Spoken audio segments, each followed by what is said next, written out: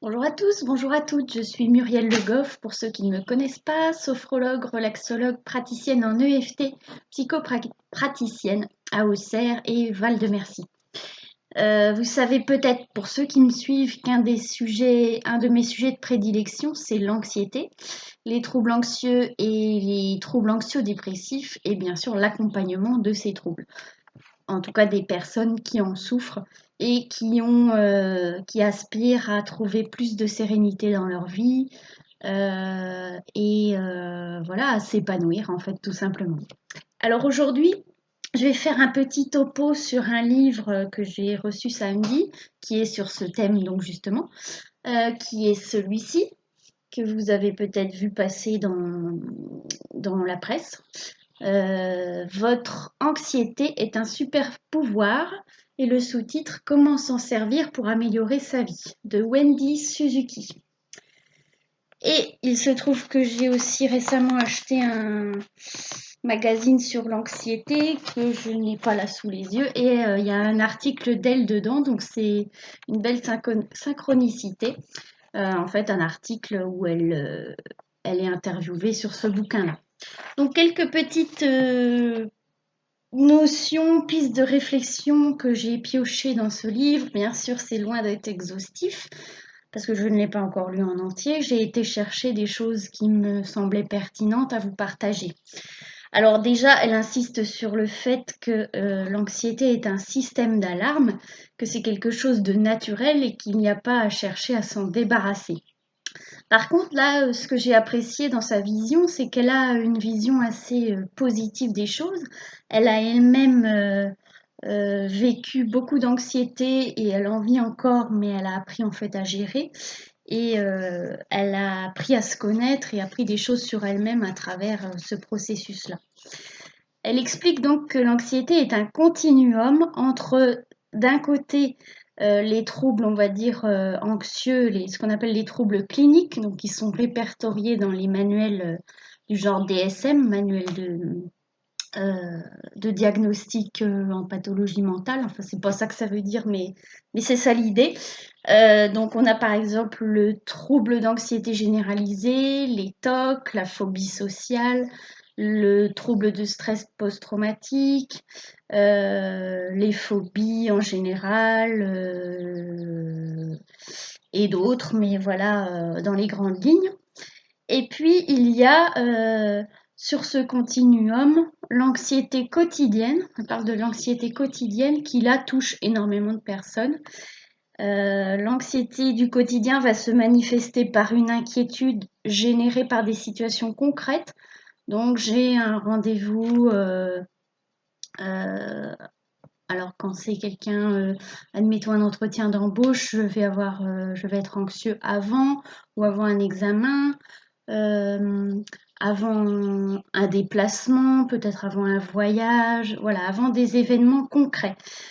Là où dans l'anxiété généralisée, par exemple, pour l'avoir vécu aussi sur des épisodes anxio-dépressifs, tout devient potentiellement anxiogène et même notre cerveau et notre organisme commencent à, en fait, nous raconte des histoires sur tout ce qui pourrait mal arriver quelque part. Donc on anticipe, hein, c'est ce que je dis souvent dans mes vidéos, négativement le futur. C'est beaucoup lié au futur, hein, l'anxiété. D'où l'importance justement de revenir dans le présent. Et un bon moyen de revenir dans le présent, c'est le corps, hein. Ça, si vous me suivez, vous me l'entendez répéter régulièrement. Donc, dans l'anxiété du quotidien, elle parle d'une inquiétude générée par des situations concrètes, les nerfs à vif, des suées, des tachycardies, avant ou pendant l'événement stressant. La peur réelle d'un objet ou d'une situation qui présente un danger. Et là, la différence, encore une fois, avec l'anxiété pathologique ou chronique, hein, mais quand c'est chronique, c'est quelque part, ça peut être pathologique si c'est trop intense et trop sur la durée. Là, c'est ce que je disais tout de suite, on va anticiper des choses même quand il n'y a pas de danger. Des choses négativement. Et pour faire le lien avec la théorie polyvagale, là aussi, si vous me suivez, vous m'avez peut-être déjà entendu en parler dernièrement, euh, c'est vraiment basé sur l'étude de notre système nerveux autonome, donc un système qui fonctionne de façon inconsciente, mais qu'on peut apprendre à réguler. Et en fait, ce système nerveux autonome, il a plusieurs états.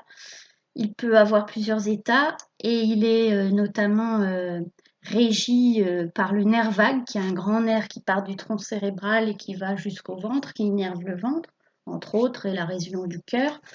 Et en fait, on peut, dans l'anxiété généralisée, on se retrouve dans un état d'alerte permanente. Parce que ce système nerveux autonome, son but, c'est de nous maintenir, c'est la survie et c'est de nous maintenir en sécurité. Donc toute la journée, H24, il est en train d'évaluer si une situation est dangereuse ou non, si nous sommes en sécurité ou non. Donc quand il y a de l'anxiété généralisée, il y a un dérèglement au niveau du système nerveux autonome et en fait on est trop dans le système sympathique, c'est-à-dire dans l'activation. On a besoin à certains moments d'être activé, pour pouvoir passer à l'action, pour pouvoir agir dans notre vie, mais on a aussi besoin du frein, c'est-à-dire le système parasympathique. Et dans l'anxiété généralisée, il y a un déséquilibre à ce niveau-là. Alors, je reviens. Aussi dans notre vie quotidienne, le cerveau, surtout actuellement dans la vie moderne, est sursollicité. Il y a énormément d'informations. Si on est sur les réseaux sociaux, n'en parlons pas, c'est encore plus. Mais même quand on va faire des courses, il y a de la musique, il y a du bruit, il y a des informations visuelles. Donc actuellement, on a un mode de vie qui sursollicite notre cerveau et nos sens. Trop d'infos, par moment, ça peut faire sécréter trop de cortisol. Le cortisol, c'est l'hormone du stress. La dopamine et la sérotonine, qui font partie des neurotransmetteurs responsables, entre autres, du bien-être et de l'humeur, peuvent avoir du mal à communiquer entre elles si trop de stress. On peut avoir un sommeil perturbé, plus on est anxieux, plus on va avoir tendance à s'isoler socialement, ce qui en fait est contraire à ce qui est bon pour nous et ce qui est bon pour gérer l'anxiété, ça on va en parler après. On peut avoir des perturbations dans ses habitudes alimentaires, etc.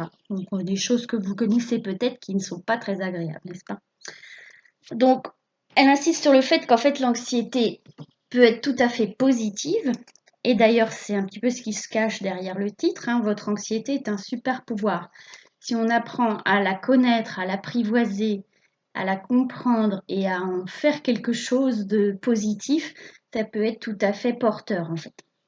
Donc, ce que j'aime bien, c'est que dans ce bouquin, il y a une approche positive, dynamique et active. Elle donne aussi pas mal de choses concrètes pour avancer. Donc, on peut tirer parti de cette anxiété. Alors, elle insiste beaucoup dans le livre sur plusieurs choses. Il y a des choses qui sont plus cognitives, donc plus mentales, qui passent par la pensée, l'analyse de nos pensées et la réévaluation des situations. Elle insiste aussi sur le fait de pratiquer régulièrement une activité physique. Ça, on le sait, hein, c'est souvent des choses que je conseille aussi, déjà que les médecins conseillent beaucoup aux patients, et puis que moi, je conseille aux personnes qui viennent me consulter, qui souffrent d'anxiété et ou de dépression, c'est remettez le corps en mouvement. Pas forcément quand on dit sport, c'est pas forcément aller faire de la cardio, encore que ça peut aider à évacuer aussi de l'anxiété, mais ça peut être commencer tout simplement par aller marcher un petit peu tous les jours, et puis pourquoi pas faire un peu de vélo. Et après aussi aller vers des activités sociales, hein. Donc ça, elle y revient après. Il y a aussi organiser nos pensées, donc identifier ce que l'on peut contrôler, ce qui va aller puiser dans la sérotonine, la dopamine et le cortisol. Bon, là on est dans le chimique, dans la technique, et donner des objectifs. On parle aussi en psychologie de stratégies de coping, c'est-à-dire des stratégies, coping C-O-P-I-N-G, des stratégies que l'on met en place consciemment ou inconsciemment pour gérer notre stress. Donc nous pouvons apprendre à réguler nos émotions et à optimiser la façon dont nous réagissons aux situations. Donc ça c'est intéressant. Aussi, elle parle d'utiliser l'état d'esprit, qu'on appelle aussi dans le monde du coaching le mindset, et de réévaluer les choses pour appréhender les stress, les situations stressantes autrement et les voir plutôt comme des défis à relever et même des opportunités que la vie nous offre en fait de grandir, de nous développer, de nous améliorer. Donc un état d'esprit proactif et positif en fait qui peut vraiment transformer l'anxiété en quelque chose d'intéressant. Mais l'anxiété sur laquelle on a prise en fait, on l'utilise, on en tire parti. Il y a 4 possibilités par rapport à une situation stressante. Admettons quelqu'un a un entretien d'embauche, alors qu'il y a peu de temps il s'est fait licencier ou il a eu des problèmes dans son dernier travail et du coup il a perdu confiance en lui, il appréhende, etc. Première situation, c'est d'éviter la situation de dire, voire de se saboter, de dire non, j'y vais pas, je le fais pas. Ça va peut-être soulager sur le moment, mais ce ne sera pas un soulagement durable en fait, parce qu'on ne se sera pas confronté à ce qui nous fait peur. Et les situations d'évitement, bien souvent, elles entretiennent en fait la peur. C'est comme dans les phobies, hein, l'évitement phobique, il est contre-productif à long terme. Deuxième situation, deuxième option, on modifie la situation afin qu'elle soit moins anxiogène. Donc, par exemple, si c'est possible pour le cas de l'entretien d'embauche, la personne va essayer peut-être que ça soit en visio ou au téléphone ou dans un cadre, je ne sais pas, qui va être moins stressant. En tout cas, changer des choses dans la situation. La troisième option, c'est de détourner son attention de ce qui provoque l'anxiété et donc de se concentrer sur autre chose. Par exemple, un bon antidote à ça, c'est revenir donc à sa respiration, à ses points d'appui, à son corps, quand on peut, parce que quand on est... Mais souvent, l'anxiété, elle peut être avant de passer à l'action. Une fois qu'on y est, ça peut avoir tendance à s'apaiser. Donc, parce que ça aussi, c'est une solution dont elle ne parle pas trop, je crois, ou alors je ne l'ai pas vue, mais le passage à l'action. Et si, alors le mécanisme de la procrastination, je remets les choses à plus tard, peut aller avec l'anxiété. On peut procrastiner parce qu'on a peur. Et du coup, un petit truc tout bête pour passer à l'action quand c'est vraiment important pour nous, c'est de faire un décompte mental ou à voix haute. 5, 4, 3, 2, 1 et go, je m'y mets. Ça paraît tout bête, mais j'avais testé moi quand j'étais pas très bien, quand j'avais pas mal d'anxiété, même pour faire des petites choses du quotidien. Et en fait, ça fait un switch au niveau de notre mental et il arrête ces oui, mais et si, et je peux pas, et c'est pas le bon moment, et je le ferai après. Il s'arrête et on y va. Par contre, voilà, on fait ce décompte et on s'y met. Détourner son attention. Et la quatrième attitude possible, c'est de changer volontairement son état d'esprit. Et c'est là, du coup, c'est sur quoi elle insiste plus dans le bouquin. Elle parle d'ailleurs de développer de développer un état d'esprit militant. Donc avec finalement un côté un petit peu guerrier, quoi. Voilà, alors pour ça, voilà, je change de feuille, je prends des notes toujours. Donc développer des stratégies en réponse à ça, donc les stratégies de coping actives et positives, parce que bien sûr, des stratégies de coping, elles peuvent aussi nous être délétères. Il y a des salutaires et des délétères. Ça va bien sûr renforcer notre capacité de résilience, tout ça.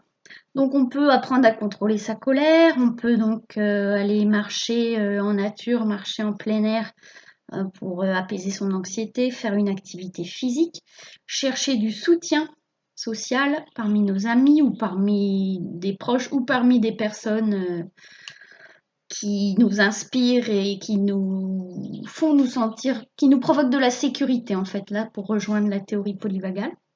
Ça donnait un hobby. Alors quand on est dans l'anxiété généralisée on a tendance vraiment à s'isoler, donc il faut y aller par petits pas, se mettre des petits challenges. Tiens, je vais essayer de recommencer à voir du monde, donc je vais sortir d'abord quelques minutes ou je vais aller faire telle ou telle activité où je vais me confronter à du monde et puis réassurer, hein, par rapport aux phobies, on parle aussi de techniques de réassurance. Alors là, je suis pas dans les phobies, mais c'est la même idée. On va se confronter. Et si vous me connaissez pareil, vous savez que je fais de l'EFT. Et l'EFT, c'est une technique de confrontation au problème, en fait. Parce que c'est pas là où la sophrologie que je pratique aussi, elle va être moins dans la confrontation. Quoique, il y a aussi des exercices où on peut le faire. Mais en EFT, on va se confronter au problème, c'est-à-dire qu'on va y penser, ce qui nous pose problème et ce pourquoi la personne, par exemple, vient me consulter. Eh ben, je vais demander à la personne de se brancher à ça, d'imaginer et qu'est-ce qu'elle ressent comme émotion, c'est où dans son corps, c'est à quelle intensité, pour qu'ensuite on puisse aller désenclencher, désactiver les émotions bloquantes en fait ou handicapantes.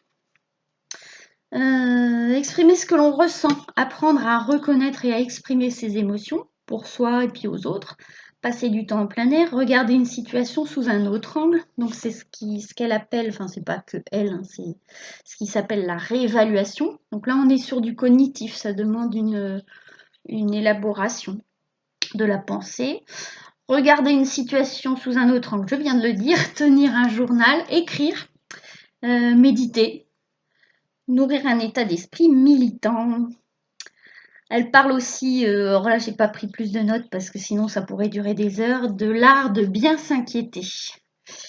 Alors si ça vous intéresse, hein, procurez-vous ce petit bouquin. Identifier aussi, on en revient toujours là, les croyances qui nous empêchent de réaliser nos objectifs. Une chose aussi importante, c'est est-ce que c'est important pour moi? En général, si vous ressentez de l'anxiété ou de la peur vis-à-vis de quelque chose, c'est que c'est important pour vous, c'est que vous y accordez de la valeur. Mais des fois, c'est bien de se poser cette question. Qu'est-ce qui est vraiment important pour moi? Et ça fait partie d'ailleurs de ce qu'elle dit dans le bouquin. En quoi ça peut être un super pouvoir d'avoir de l'anxiété? Parce que c'est un signal d'alarme en fait qui nous informe de ce qui compte vraiment pour nous. Parce que finalement, quand on s'en fiche, quand on est indifférent par rapport à une situation, on n'est pas anxieux, mais c'est que c'est des choses pour lesquelles on n'accorde pas de valeur et qui ne comptent pas pour nous. Alors que si vous ressentez de l'anxiété, si vous êtes activé, c'est que quelque part c'est important pour vous. Bien sûr, après, c'est apprendre à canaliser, à écouter déjà cette anxiété, à la sentir dans votre corps. Comment je sais que je suis anxieux? Est-ce que j'ai des papillons dans le ventre? Est-ce que j'ai le cœur qui s'accélère? Est-ce que j'ai les mains moites? Est-ce que j'ai plein de pensées dans tous les sens? C'est beaucoup, là j'ai dit penser, mais c'est beaucoup au niveau du corps. Les sensations dans le corps, c'est où? C'est dans mon plexus? C'est là? Est-ce que je me sens serrée? Est-ce que j'ai la respiration plus rapide? C'est des questions comme ça. Donc déjà apprendre à l'accueillir, à la reconnaître, à l'écouter, puis ensuite à faire éventuellement un travail de transformation. Mais déjà, si vous venez écouter ce qui se passe, il y a déjà une transformation qui s'opère. Donc c'est intéressant. C'est ce qu'on fait d'ailleurs avec la méditation de pleine conscience. Et ça, elle en parle aussi comme une des solutions possibles dans le bouquin, c'est pratiquer de la pleine conscience. Donc pas forcément méditation, mais d'ailleurs dans la méditation de pleine conscience, Thich Nhat Hanh, par exemple, il parlait de la méditation en marchant, en mangeant, en faisant n'importe quelle tâche, en fait, en jardinant. Mais on est là, on le fait, on est là, on est dans le moment présent, on n'a pas la tête ailleurs. On est vraiment dans notre corps, dans ce qu'on fait. Donc c'est ça, en fait, cultiver, pardon, une attitude de pleine conscience. Ça permet aussi tout ça de développer sa résilience. Donc, ce qui peut aider aussi, c'est d'avoir une vision optimiste de notre anxiété. Ça va permettre, si on a une vision optimiste, une personne va se remettre plus vite d'un trauma. On a tout intérêt à nous servir de l'anxiété ressentie à un instant T pour être plus fort. Notez les succès enregistrés, même les tout petits, les petits pas. Avoir une flexibilité cognitive ou mentale, c'est-à-dire voilà, pouvoir passer d'un état à un autre et prendre conscience que nos pensées génèrent aussi l'anxiété. Chercher du soutien social, faire preuve d'humour, activité physique donc, l'altruisme. Si je me mets à l'écoute et au service de l'autre, je vais aussi me sentir mieux. Alors quand on est très mal, on ne peut pas. parce que pour l'avoir vécu aussi, on est trop centré sur ses problèmes et on n'est pas à l'écoute de l'autre. Mais petit à petit, quand on va mieux parce qu'on a fait toute une prise en charge, on s'est fait accompagner, que peut-être on est passé par la case traitement médicamenteux ou phytothérapie ou autre, on commence à retrouver plus de clarté d'esprit et là on va pouvoir être plus dans l'altruisme. Donc c'est plus quand on est dans une anxiété modérée du quotidien que l'anxiété des troubles anxieux dépressifs, on peut pas en fait. Les gens qui l'ont pas vécu vont vous dire mais va dans une association aider les autres, va faire ci, va faire ça, mais on ne peut pas. On n'a pas la force, les ressources en fait, puis on est trop centré sur soi. Hein, je sais, je suis passée par là. Donc, par contre, quand c'est une anxiété légère, là, on peut s'orienter vers ces choses-là. Mais une anxiété que vous sentez qu'elle est trop présente pour vous, qu'elle vous bouffe un peu. Et donc la pleine conscience. Et utilisée à bon escient, l'anxiété devient donc un outil puissant qui stimule notre cerveau et notre attention. Et alors elle a mis quelque chose dans le bouquin qui m'a surpris, c'est qu'en fait les personnes très anxieuses sont des personnes qui ont en même temps une capacité d'attention plus élevée. Bizarrement, parce que on pourrait se dire, bah, quand on est anxieux, on a moins de clarté mentale, on peut avoir un brouillard mental aussi, hein, qui est assez désagréable. Et du coup, on pourrait se dire qu'on est moins attentif puisqu'on est pris, bouffé un peu par l'anxiété. Mais apparemment non. En tout cas, en termes de capacité, il y a vraiment une capacité attentionnelle intéressante chez les personnes anxieuses. Et vous m'entendez peut-être dire aussi souvent qu'on n'est pas notre anxiété. C'est pas parce que vous avez vécu de l'anxiété ou que vous en vivez aujourd'hui ou que vous avez vécu des épisodes dans votre vie que ça vous résume. Donc attention à dire moi je suis anxieuse. Non, moi ça m'arrive ou ça m'est arrivé de vivre de l'anxiété. C'est différent. Vivre l'expérience de et être ça. Comme une personne qui a un cancer, elle n'est pas son cancer. Elle vit cette expérience en fait. Bon, évidemment, on dit je vis l'expérience d'un cancer, on ne dit pas trop ça. Mais dans l'idée, c'est quand même ça. Attention à ne pas s'identifier. Et puis je termine, parce que j'ai encore une phrase là que j'ai notée. Lorsque nous acceptons de voir nos émotions désagréables, nos peurs, nous nous offrons l'occasion de consolider ce sur quoi repose notre vie, nos besoins et nos valeurs. Donc de donner en fait du sens, de l'importance. En fait, ça agit comme une boussole qui nous indique ce qui compte pour nous. Et si on apprend plus régulièrement à écouter cette anxiété et à l'apaiser, bah, petit à petit, ça peut devenir une force. Tout comme l'hypersensibilité, on voit beaucoup le thème faites de votre hypersensibilité une force, et je suis persuadée que c'en est une.